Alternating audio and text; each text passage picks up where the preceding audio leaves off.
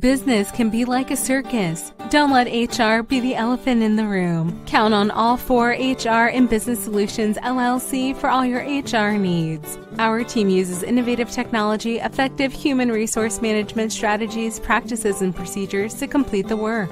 Our services include recruiting, training, development, compliance, employee relations, HR risk management, HRM day-to-day operations, and more. Contact us today to see what we can do for you.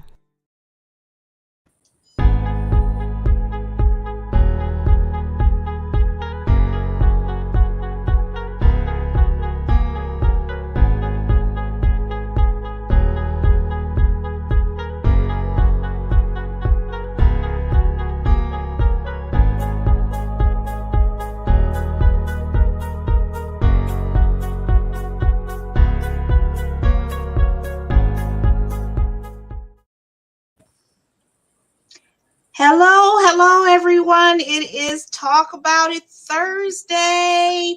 It's April Halliburton here of All4HR and Business Solutions. I want to welcome everyone to the show.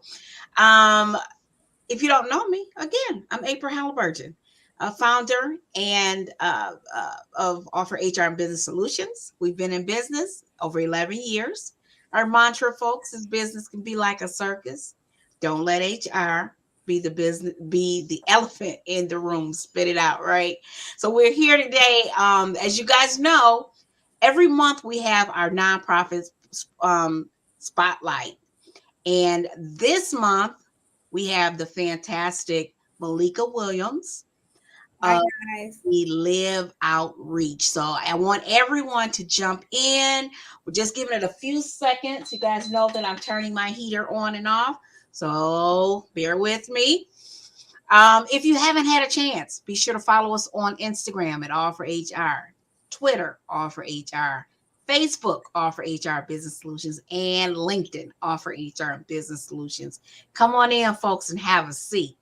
We have Malika Williams. I'm telling you, her energy is out of this world. She's sharing her beautiful smile. And, you know, every month we have our nonprofit spotlight. So this month for February, we're shining our spotlight, our nonprofit spotlight on outreach. Malika Williams is founder and author of I'm Just Trying to Live. We want to welcome her to the show. So folks, come on in, have a seat. Make sure you drop your comments in. Say hello to Miss Williams as you come on in the room. Hello. Welcome. Good afternoon. Welcome. I know I keep saying good morning, right? It is the afternoon. Malika, first of all, we are humbled. We thank you so much for joining us. Again, your energy is off the charts, and we just love it.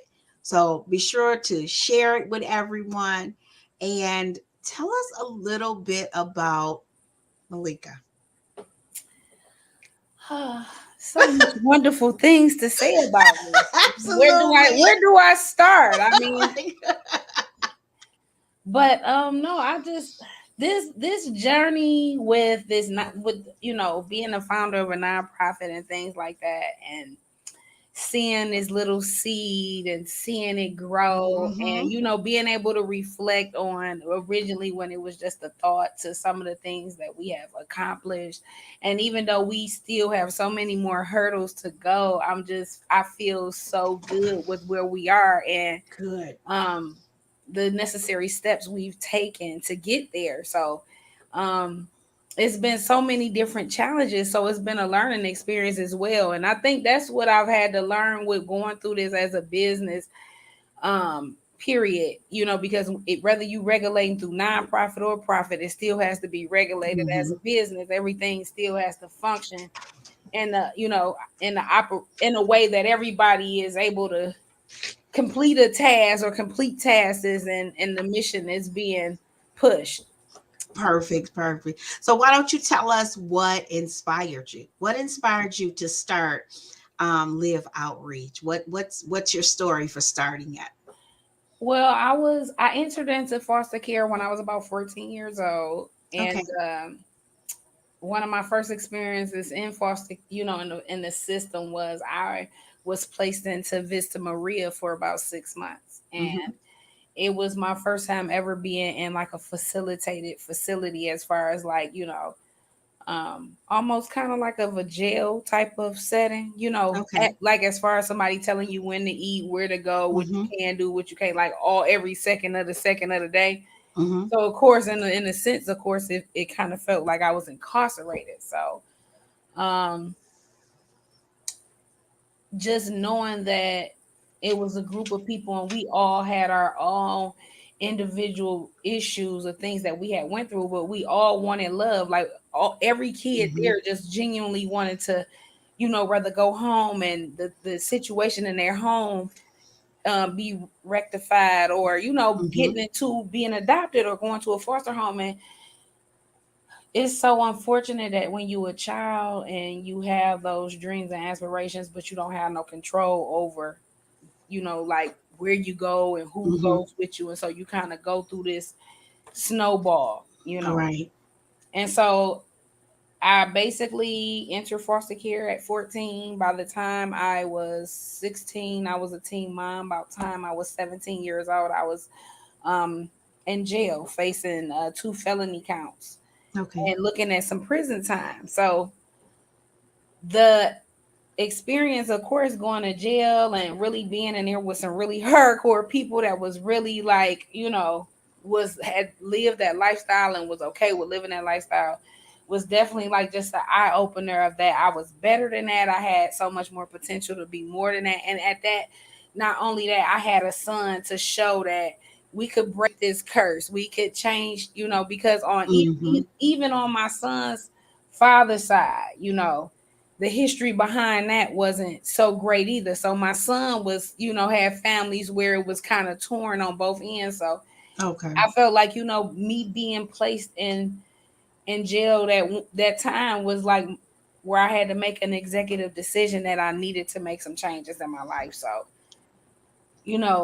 as I'm really trying to figure out my way, I really wish I had, the L.I.V.E outreach program. And so that's really how it became inspired, is that, hey, why not implement a program that I felt like would have been very healthy for me in that particular setting. As far as like, doing a peer-to-peer group, the financial literacy, I had a baby then. So now, that changes things about, being a dependent to being independent, filling out financial aid situations, just different things that I wish somebody would have came to me and provided those extra resources. Absolutely. As far as like, hey, do you want to go to college? I know you got a baby. Like, it was kind of like nobody was asking. Then it was pretty much like, as long as I was doing my day-to-day thing, okay, you going to school every day, Right. But ultimately I took the initiative when I had my son, my senior year. I was like behind on some credits and I didn't have the money. And I went to some of my relatives on my mother's side of the family, and they, my mother's side of the family is, they're the more, upscale type. So they were, of course, willing to assist me with my education and things like that. And I'm appreciative of that, because that's really what helped me graduate high school. But I was so determined. I was taking my baby to night classes with me. I had to take them to night school because I didn't have no babysitter and I didn't have no car. And the school that I was going to was like a nice distance away from where I live. So it wasn't like I could have walked home. And so we would basically be at school from the moment we got there in the morning, because I was able to take them to school during the day. And this is when I went to Murray Wright class. Class of 2000. Telling my age now. Telling my age. Murray Wright was like a lifesaver to me. It allowed me to still have that social. They need to have a DPS school like that again, where you could bring your baby, because it was so many teen parents at that time. It was really, really good because you could still interact with all your classmates, and it was like a regular school instead of making them go to like an all-girl school, which I just kind of feel like, you want to still feel regular, even though you got to keep, you still want to feel like, I'm still 17. I'm still 16. Absolutely. Somebody's mom. So, but it was a good experience for me. So I would pick my baby up from the daycare and we would stay in school until night class started. And all through my yearbook, all the people that went to night class, they all signed the yearbook and was like, "Take care of my baby." He was like everybody's baby. And Wow. they passed them around through the whole class. So I was always determined though to make a difference and change, you know, my situation and how my life was going. It was like spiral out of control. And if I would allow my life to keep going that way, I wouldn't be able to have this conversation with you right now. So I'm just thankful that I was able to turn that, that negative situation into a positive. And then now I'm, building a brand on it and, Mm-hmm. doing an organization. I feel like it's a story and it's nothing to be embarrassed about for sure. So Absolutely, absolutely. So you started it in retrospect as a way to give back for and put a vehicle out there for others that have went through or are currently going through what you've been through in your past, right? right. So it's Okay. basically focused on teen girls who are transitioning from foster care to independent living. Okay. Our goal is to catch them before, the teen pregnancy part to prevent the teen and consistently prevent Mm-hmm. the teen pregnancy part. But if that comes with that, of course, we're willing to because we know that's a population within itself. Right. But providing them with like financial literacy courses and of course we need to make sure the mental awareness, the mental illness Mm-hmm. awareness is out there, sex education, dietary education. I think that's natural hair care tips. um I can't stress this enough about how so many young ladies don't feel pretty if they don't have, lashes and long weave. Mm-hmm. And, they're 15, 16 years old and, they don't even like how they look as they As a regular self at 15, mm-hmm. 16 years old. It's so mind baffling to me. So, even as an adult, sometimes we have to check ourselves like, hey, Absolutely. this how I look. This what I look like. Right. Absolutely. Absolutely. Absolutely. So now, so okay, so when people come into your program, Malika, how does the process start for them?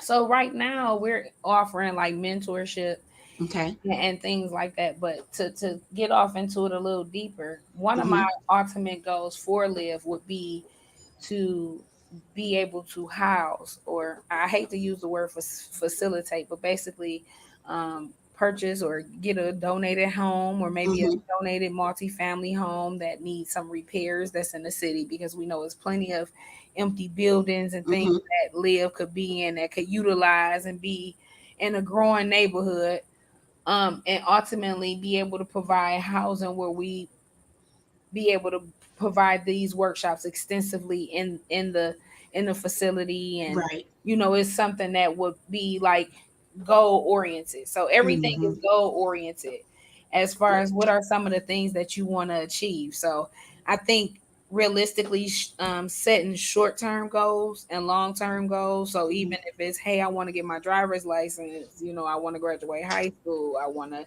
get my GED, I want to go to fill out for college, just different things like that. We Mm-hmm. try to put in perspective and we try to have someone work with them um, to be able to achieve those. And if we don't have the resources, um, that's why I've been constantly networking and building my network so I can be able to connect the dots for these individuals to be able to get, maybe I Okay. don't possess it, but this person may be able to assist you with that. So um, I think being resourceful is always helpful too. Okay. All right. All right. So if someone came to your what's the process that they go through if a young person came to you guys right now to live outreach, what would the process look like to them? So right now, our process is just um, getting some background as far as what are some of the individual needs, because Mm-hmm. that's what I've been learning is that in group sessions, this really cool but really trying to get some resolution, you have to kind of get in the individual way, because you know you got one that might be dealing with a behavior issue, you got one that might be dealing with a personality situation, or whatever the case might be. But every kid has their own individual needs that needs to be met, or situations that need to be reviewed or looked at. And so that's kind of how we go about it. As far as, first of all, we need to review the background as far as like what's their living situation. Are they living at home with their parent, or is it with a relative? You know, what is the behavior? Of course, we always want to know that, because for our safety and the of other children as well, as far as the behavior wise, what are, you know, has there been any diagnosis? Is it any medication in the process? You know, and then if it is like educational things, because I've had young ladies that don't know how to read, and it kind of, I don't know. It just every time I talk about it, it kind of throws me off, because it was just kind of like, you know, I think we just be so accustomed to kids, you know, like you at a certain age, it's just like, you know, you got to know how to read, right? It's just, that's like knowing how to do anything else, like riding a bike. Like at a certain age, you got to know how to ride a bike, right? But it is some people that probably never learn how to ride a bike and can be an adult and don't know how to ride a bike. So, you know, we had book club. And so every week we would talk about, you know, the few chapters that I would ask them to review. Well, what did y'all think about this? Just to see the comprehension part of it, or were they really participating?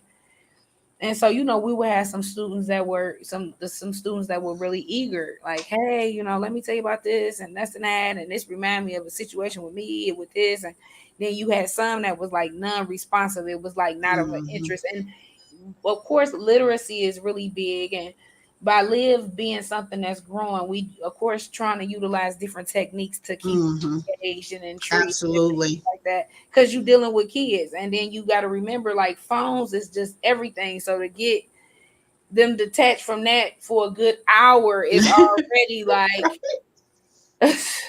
right. I hate it. I hate it. I hate it. I hate it, because it's like, it's almost like their brain is shut down. Like they can't see past. You don't even want to learn stuff. Like this stuff is actually would be fun if you took the time out, and you got 4 people here and they'll all be quiet, because they'll all be individually all on like looking like zombies.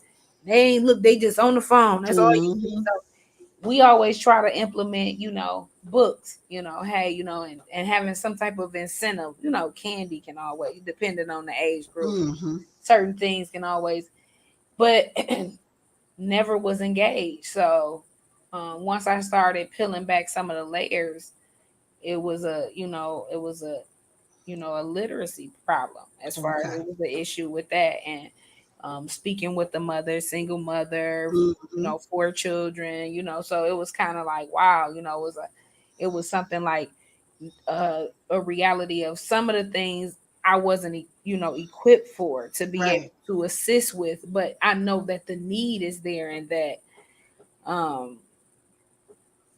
you know, it is needed. So that was one of the things. Hey, you know, connecting on some type of level where we could get that individual, some individual and tutoring, maybe, you know, that extra help and push that they need to get them where they need to be, because technically the mother can't afford that. She doesn't have the resources. She doesn't have the transportation. Just all of those things are all factors in which plays why the kid could not get all of that could help them get to their full potential. So we be in all kind of, you know, you got to get creative and strategic. And so that's why I can't wait to be able to get it where I'm able to be hey, I got this program and we gonna help with it. And it's, you know, so as it's growing and I'm learning these things and I'm identifying these issues, I'm looking for ways to bring some resolution to it, to the community. I mean, you know, because this is the same community that raised me.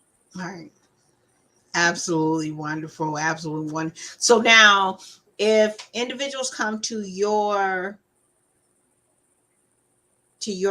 organization Now, do you partner with other organizations for resources that you may not currently supply? So I would say I've done more volunteer. Okay. I do a lot of volunteering. Okay. That experience educates me a lot on just a lot of how the operation flows, Mm-hmm.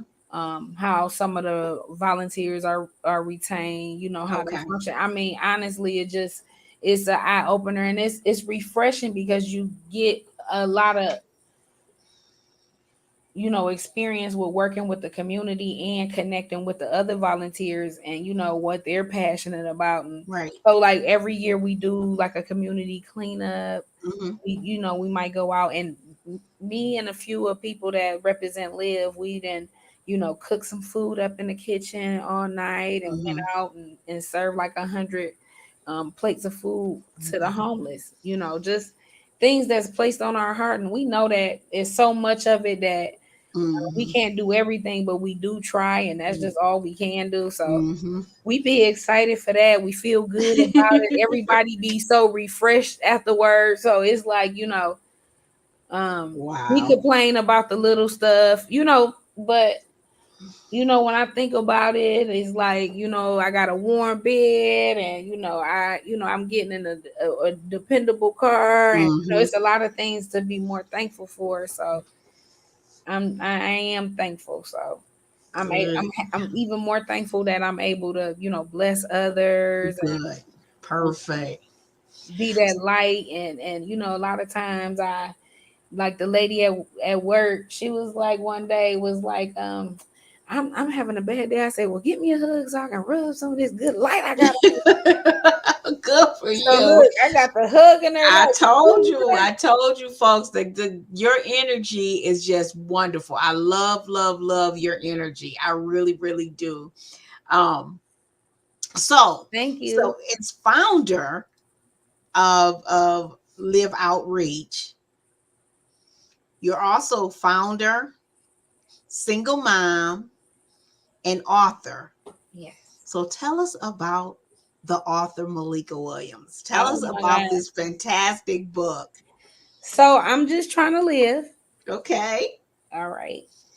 Let me tell you, this is a honest to God, because I can be nothing but myself always. It's a little ratchet. I'm gonna be honest. Let me just say the guy from accounting bought it. So he left me a review, so he enjoyed it a lot, but it was one of the hardest things I think I've ever had to do, like emotionally, like dealing with a lot of trauma. And it's a lot of things that I left out the book because it would have exposed a lot of other people that necessarily their business didn't need to be Mm-hmm. exposed, because I got you. it I was got about you. me. It was about me, and I wanted it all my dirt, and because I told somebody, I said, "What you got on me so I can write a book about it?" Sure, I could So run for president. They ain't gonna be able to come back and say, "Yeah, we got it," because it was already, it's already. But what can y'all say? What did I do? What y'all got? so Because I now want to write a book about what y'all got.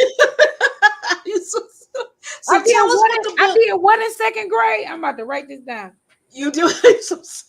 So tell us just a little bit about what the book is about. Just a little bit about what inspired you to write this book. So the thing is, like, from the age 14 to probably 24 is what this book is. And it's Okay. a very, it's not, I didn't want to make it real thick. I wanted Okay. it thin. I wanted people to be able to feel it and get through it. It wasn't nothing that was straight to the point. Okay. But it was basically, the book talks about my incarceration, Okay. the decisions that led me up to being incarcerated. So I was, of course, like I said, I was in foster care, but at this time, being a young teen, I was dating this young man, which ended up being my oldest son's father. Okay. And I ended up being pregnant and finding out that he had also another young lady pregnant. Okay. And basically our kids is not even a whole month apart. Okay. They're 22 years old now. but let's just say it was not a very peaceful, nice co-parenting situation. Okay. And so me and the Gotcha. other young lady, it was, you know, chaos, and it ended up being blew out of proportion, and I ended up not being able to control my emotions, and some Okay. things happened where I was violent, and so I do talk about also in a book about me growing up in a violent environment, and so that's Okay. all I knew was violence and fighting and being upset, and like those are was and it's a lot to cope with and deal with when you have to unteach yourself something Absolutely. when it's unhealthy, when you recognize it that for yourself that is unhealthy for you, and Yes. that you have to make some type of real necessary changes, but it got to be within you for you to recognize it. So Right. um And so what is that? What you're writing the book, what was your reasoning for it? Is it to inspire others? Because you've come a long way, and it's you share your light. You can see your light easily where it's shining. And so what do you hope your book will do for others? one of the things is I wrote the book because I feel like it's never about where you start, it's how you finish the race. Like I could have started behind everybody else, doesn't mean, and I might come behind everybody else, but at my own pace and time, I'm getting where I need to go at Mm-hmm. the pace and time that I need to get there and go. And it take a long time, because that's why people always say, have patience, have patience, because that's really what life is about. Mm-hmm. It's trying to stay right and do the right thing, be consistent, and Mm-hmm. have patience, Yes. because it's not gonna come to you overnight. It's not gonna fall on your lap. It's gonna be a lot of sacrificing that you're gonna have to do. And I Absolutely. think a lot of times people see me and they be thinking, "Oh yeah, this and that." But I've been doing this for some time. It's been a lot of sweat and tears, a lot of my own money. It's been a lot of my own everything and everything that I try to do. So because I'm passionate about it, and even with the book, I more sometimes give them away just because I just want people to be able to read it more of getting the Mm-hmm. profit off of it, just to be able to say, maybe this can inspire you or somebody else that you think can Mm-hmm. benefit from reading this book. Um, but it took a lot for me to write it, just because it was just a lot of things that I feel like I tried to keep, but it was like a healing process as well, because it was kind of like releasing those things, and it was okay that those things had happened to me, and it was okay, it was over with, it was in the past, it was nothing that I could do to change it. It was a part of my life that I shouldn't be ashamed of. And so Right. um Good for you. Good for you. Good for you. It's always we are our story. We never know who our story is going to impact, who is going to inspire. We are no two journeys are alike.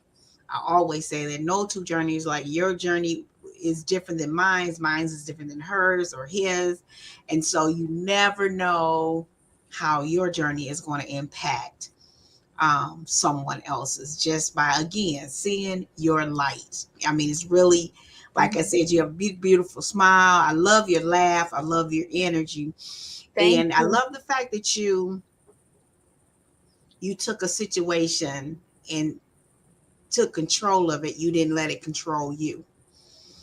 And that's what a lot of people need to see. That's what others that our young generation, well, I'm not young generation anymore, but our young generation need to see people like you, people like me, people that um took whatever cards they were dealt with and turned them in their favor. Not saying that it's easy, because it's not, right? It's far from easy, but it is definitely achievable. And so, the fact that you're letting people know and you're shining your light and letting people know that I can do it, you can do it as well. You have to Yes, believe in yourself and don't wait on anybody else to believe in you. It starts from within, as you said. that's so true.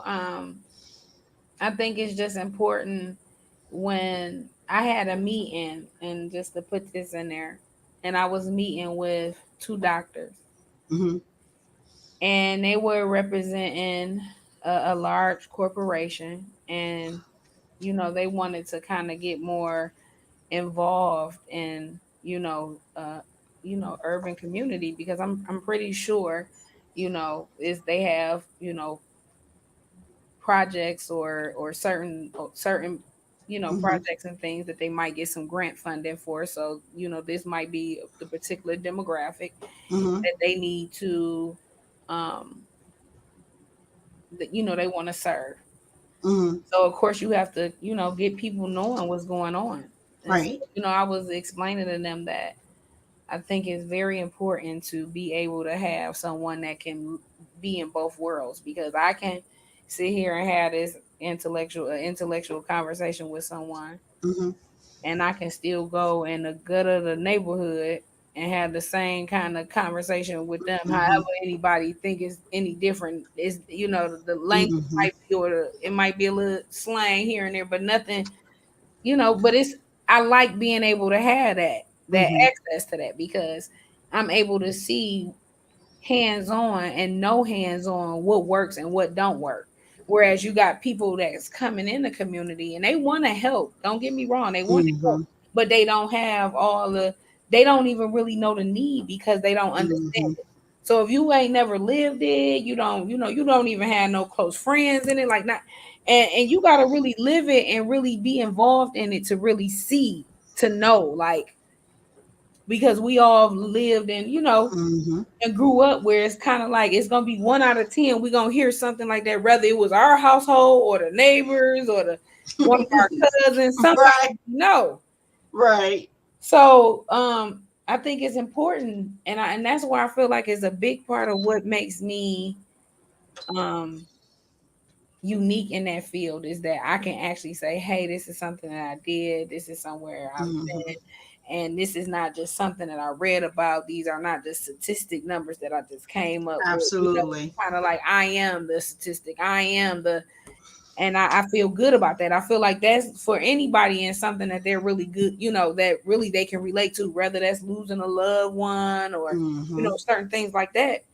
I feel like a person that can really relate more to it can grasp that audience way, way more, because Mm-hmm. it's like, hey, yeah, I'm able to know some of the, situations on a more different scale, because a lot of times I hear people say all the time, I don't really know much about foster care. I said, it's so many people that say that. So many people that don't even know that, like half of the time your kids is going to school with plenty of foster kids. Yep. Yes, it's true.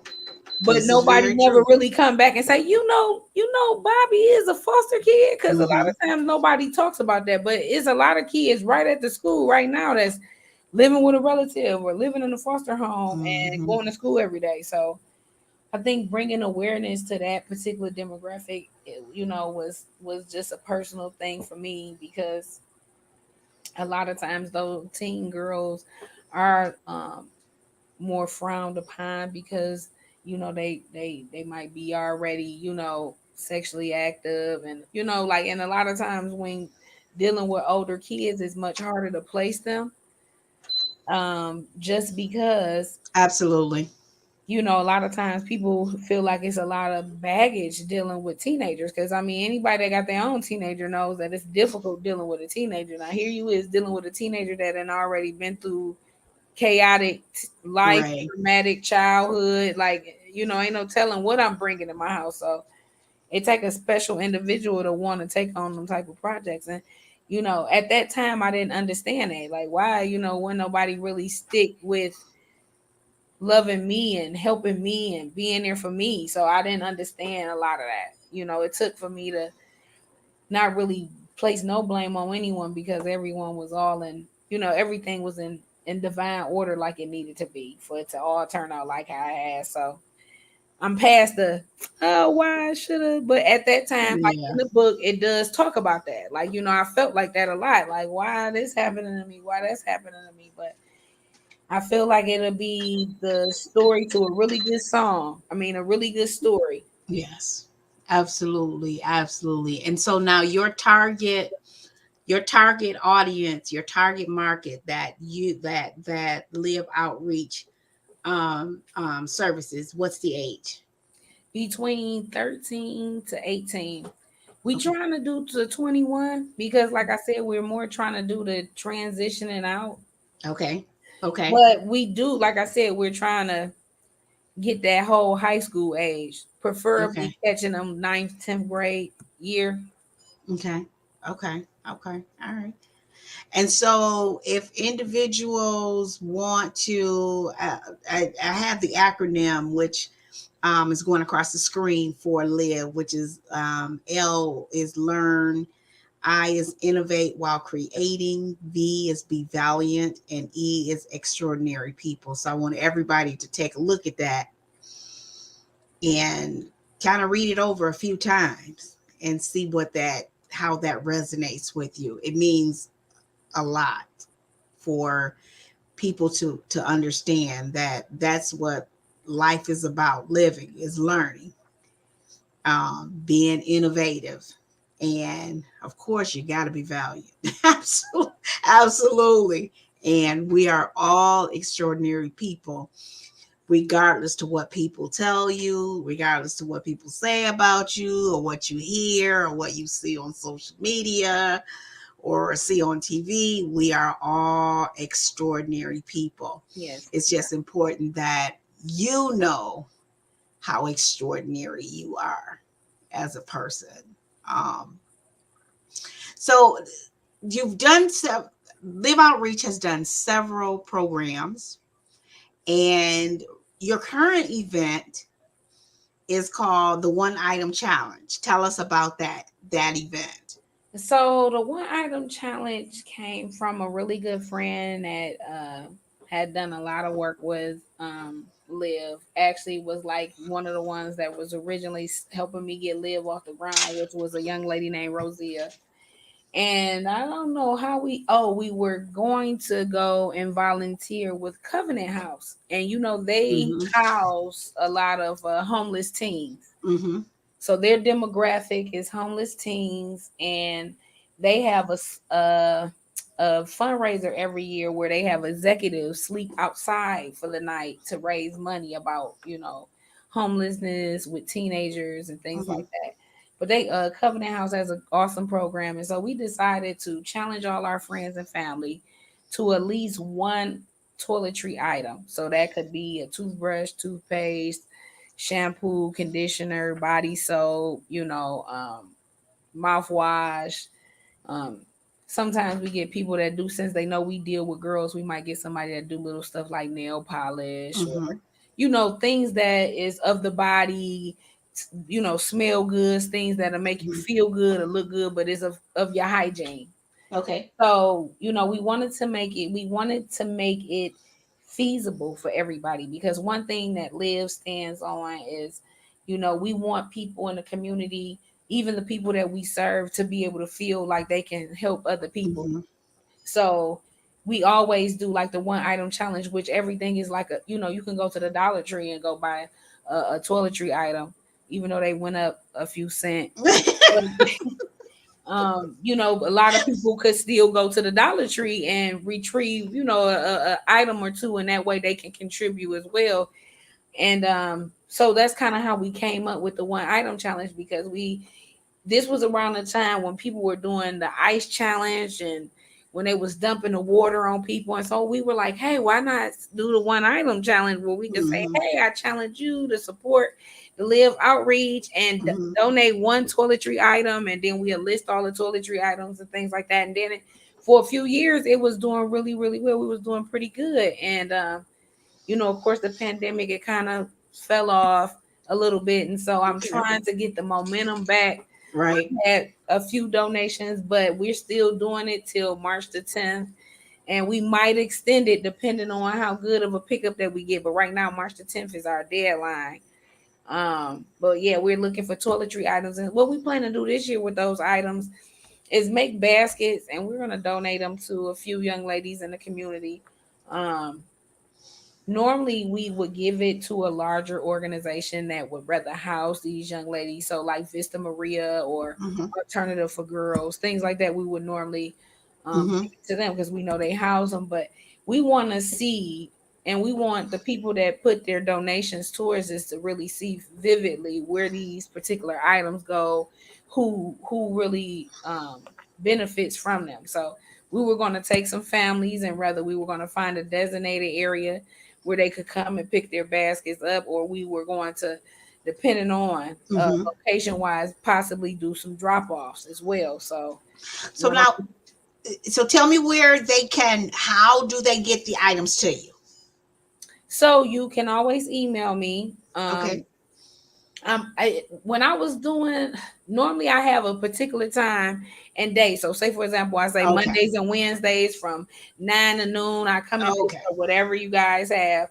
And typically that's how that is. If I get more demands than that, or people having different schedules, I'm always willing to work with that. And I've also have other individuals that pick up donations for me at times. So picking up the donations is not a hard thing unless it's like extremely far. Then we have us a challenge. But other than that, it's been pretty good as far as like people, getting the items to me. I would just love for it to be, if I could get more. Okay, I got you. Now, is there a number where they can reach you at or call?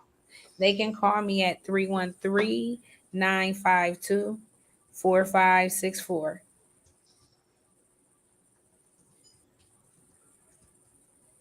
And also they can email me as well at the liveoutreach@gmail.com. All right. And I got that. I have the website on here, the email over here. So everyone, when you watch it on the replay, let us know where you're watching from.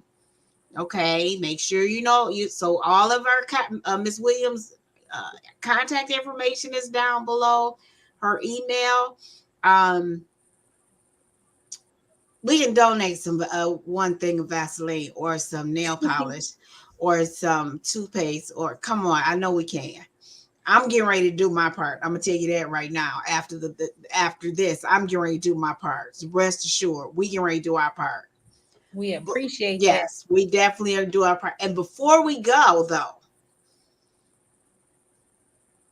where they gonna find that book at? So you can grab this book on Amazon. All right. I'm just trying to live. And also I do have some hard copies. You can get it on a hard copy, or you can get it on Kindle on Amazon. But I do have some physical hard copies. I do drop offs as well for the book. Just as well, the contact information, email is always really good. Okay. Email me at the liveoutreach@gmail to get your I'm Just Trying to Live book. All right. And then again, your energy is amazing. I'm glad we're coming on the downside of COVID, because at some point I'm hoping to get out and actually meet people face to face. Right. I enjoy your energy. Yes, we miss it. And I used to complain about having to go out before the pandemic. It was I was out at least 2-3 times a week. I was doing something. I was meeting somebody for lunch. I was going here. I was going there. And then when the pandemic hit, now you're looking like we're craving that social interaction. So I'm an introvert. So I'm gonna tell you, I'm just a tiny bit. It's not a lot, Malika. It's just a little bit. But you know what? I think with me getting older, I'm kind of like that, because I used to be like so, and then like I can get in those moods like, oh God. But I just try not to show it on my face, but I really be feeling like that. And I said, when you are in the community, or you're always communicating with people, that's the only thing that I know that, like with anything, like we watch celebrities all the time, and it's like their whole life is reviewed. They can't do nothing wrong. It's like they have a bad day, it's like nothing, or it's gonna be talked about all over the world all day, every day. And so it's just like, even though it's nowhere near on that spectrum, it just is like sometimes you can't really let your hair down because every little thing you're a mentor, you help these girls, so you can't be human, you can't have no other emotions or anything. So it's like so that's always in the back of my head when dealing with people, like oh my God, I can't believe you said that, like calm down. exactly. So I said it. I said it.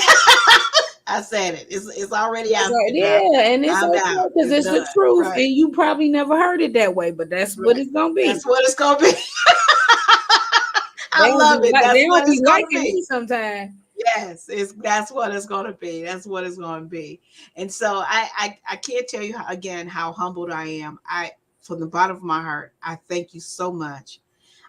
Before we go though, I want you to share one thing that you want to leave with your audience. Just one thing that you want to leave with our audience. Your energy is wonderful. I commend you Thank for you. Thank taking you. your situation and being a light to so many, to being an inspiration to so many. You may not think so, but let me tell you, girlfriend, you are. Thank you so much. Absolutely. And I appreciate you coming and sharing your story Thank you and for how having you're me helping. on. Oh no, it's our pleasure to have you. Trust and believe. But leave one thing with the audience. Well, one of the things I would say is that I know we always hear about not never giving up. I think one of the biggest things that we need is coping mechanisms and unique ways and dealing with certain situations and being okay with not being okay and asking for help and tapping into those resources and stepping out of your comfort zone and stop being so complacent and stop doubting yourself and questioning if you can. I heard this motivational speech, and I mean I love it. It's like my favorite motivational speech. But the one thing that stuck out of me in my mind that I would never forget, it said one of the richest places in the world is the graveyard, because there it is inventions that'll never be told or just Dreams. dreams and aspirations. And I think about how people lead his life and never try to pursue none of the things that they really be passionate about. And that's what I want to lead people with, is that you are your biggest um, enemy as far as getting to where you have to be, because Mm-hmm. it's about what you manifest for yourself, writing it down, praying about it, being consistent about it, praying about it, being consistent about it, and that's just all that it's gonna take. So through the storm, when it rained, when it snowed, when it hailed, when it is foggy, when it's you gotta still just the same thing. So it don't matter how long it take. You gonna have to have that patience, baby. You gonna have to have that patience. But Gotta if have you, it. but if you for the right thing, if you authentic and you really mean it, it's genuine from the heart, and you want to do the right thing, gotta show you the way. He sure And will. gotta show you the way. Every And that's just time. the best way. And at the end of it, you the author to your own story. You the author to your own story. Everybody could write a book to tell, and it'll be a good book because it'll be things that other wouldn't be my thoughts. Your thoughts, not my thoughts. My feelings is not your feelings, and that's what make us all individually unique. Mm-hmm. Things that you are very highly intellectual in, I might not be, and that's what makes us different, because I could get that education and that knowledge from you, and it might be something I could be good at that you can learn.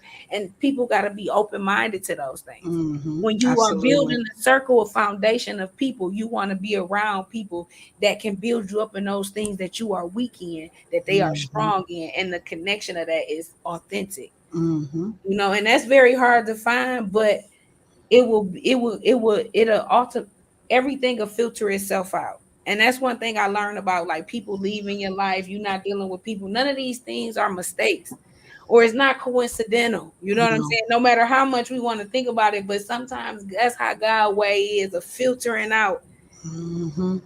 what needs to stay and what needs Everyone to needs to go. go. Yes, yes, yes. And it's okay to get it filtered out and keep it on going. And that's one thing about it with life is you got to keep going and never stop for nobody. It's going to keep going. So I appreciate you having me on. It was such a great experience. And, you know, I got a big mouth. I go on and on. I appreciate you. I appreciate, again, you taking time out of your busy schedule to share with us, to share with the audience, letting people in to know who Malika Williams is, the great things that you are doing through the Live Outreach and through I'm Just Trying to Live. All the things that you're sharing here today that are going to go out in different pieces of the world and impact others. I thank you from the bottom of our hearts. I truly appreciate you, and I look forward to working with you at some point and yeah, for sure, doing something with Live Outreach. Yes. Listen, I got so many good ideas. So see, I'm really, and it's like a community based thing, but it's good for very small businesses because I'm very big on helping the small businesses. I'm a big on small Black businesses. They got a small place in my heart. You know, regardless, customer service, what. And you know, we got to talk about that. Just a bit. We got to talk about that customer service, people.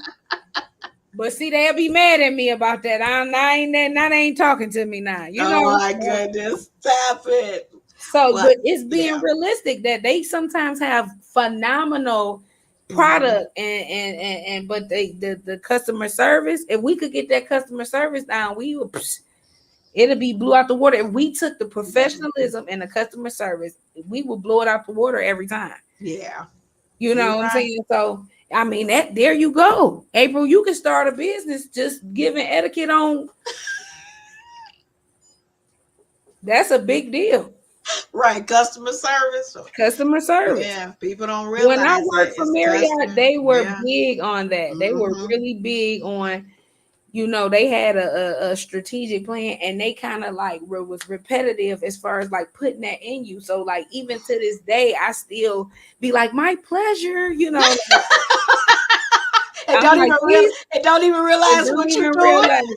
Apologizing with stuff I ain't even did. I'm saying sorry to people. Why am I telling this man in a Walmart, sorry, I don't know you, man.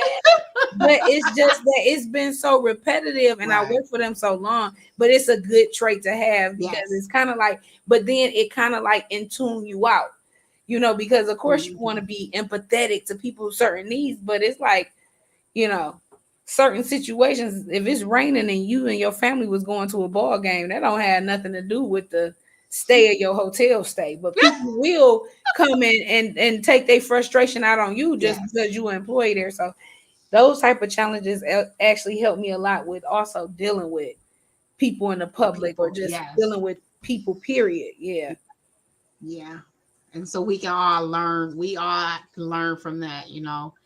Unfortunately, you know, a lot of people don't think of the etiquette anymore. Things like thank you or excuse me or oh, I didn't mean to do that, or you know, oh, excuse me, I'm coming back. A lot of people don't even think like that anymore, but that's another show. But it's the truth.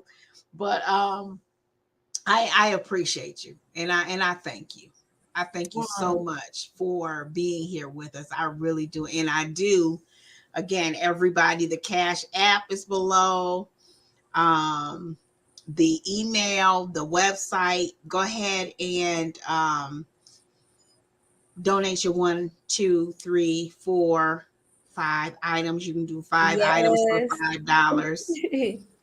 And get them in the hands of some truly deserving people. Absolutely. So I will see you on the flip side, my sweet. All righty, I appreciate it. Thank you so much for having me. No, thank you for joining us and sharing your story and all the great things you're doing. And again, I look forward to connecting with you, and we're doing something on some level by the end of this year with All4HR Business Solutions. Yes, ma'am. Yes, ma'am. Let's All get right. it together. All righty. Absolutely. Everyone, when you watch the replay, make sure you say hello to Malika Williams. Hey. And go ahead and do your one item challenge.